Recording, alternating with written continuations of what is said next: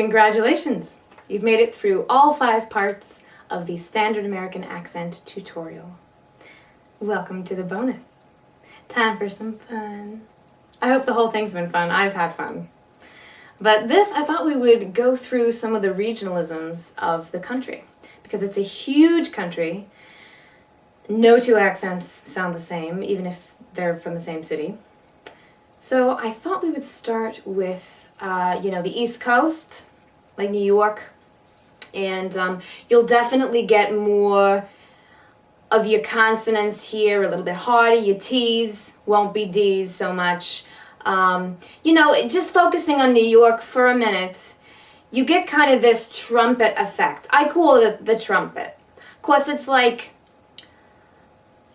here we are and it's really crowded in the city. So you gotta make your space, announce your space.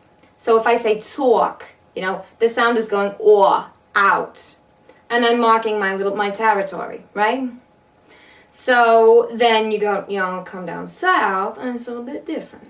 You don't take all that and bring it home. Bring it down. Calm it down a little bit. Or you have your southern accents that are, we call it rhotic, meaning you pronounce the R at the end of the word or the sentence. So there are many different southern accents where you will pronounce the R and kind of lean on it in that charming kind of way. Or the ones where you don't pronounce the R on it. Now in general, you don't slow down a little bit. You don't have to lean on something a little bit more. Because it's hot down here. You don't have your accent quite fast. Don't pick it up. Some we don't have consonants much, You know what I'm saying? Lots to explore. And then when you bring it up to the part of the country where the land is wide and flat, you're going to get more of a wide flat sound to your accent up in Minnesota, Wisconsin. And so that they call that the Midwest. I don't know why. It's really the north or the middle.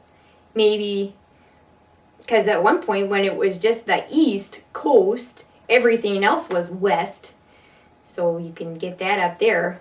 But in general, it's like you can just pull the rubber bands of your cheeks wide and then to, and you go from ooh to wide, and that's fun.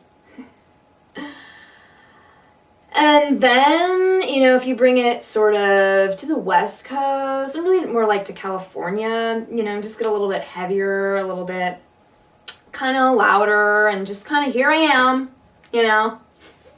Nothing to hide. I'm just here.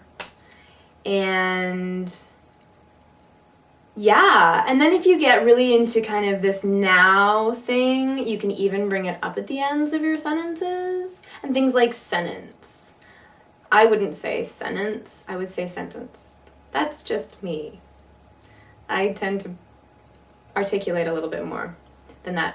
But you can bring this kind of West Coast thing up to Oregon and Seattle as well. Some people in Washington say Washington, but that's not kids. That would be of a particular generation, Washington. And these are total generalizations. There are infinite accents within. In fact, you get things like, your newscaster, where you have a very particular training to sound like you know what you're talking about. We vary our melody quite a lot so that people can stay attuned to what we're saying. Because if we level off what we're saying and don't vary our pitch very much, it's a lot harder to follow what we're saying, so we vary it a lot. Or you've got your flight attendant. Okay, thank you very much. Here now, if you just put your seat backs and tray tables in their upright and lock position for me, we'll get underway. Take a moment and find the exit nearest you, bearing in mind it may be behind you. Thank you. Many different regionalisms. This is just a sampling.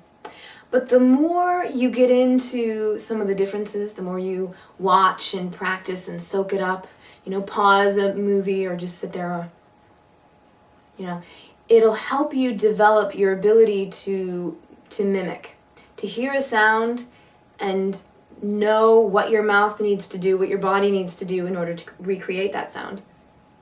So it can be fun to just hear something random, wah, and go, wah, again.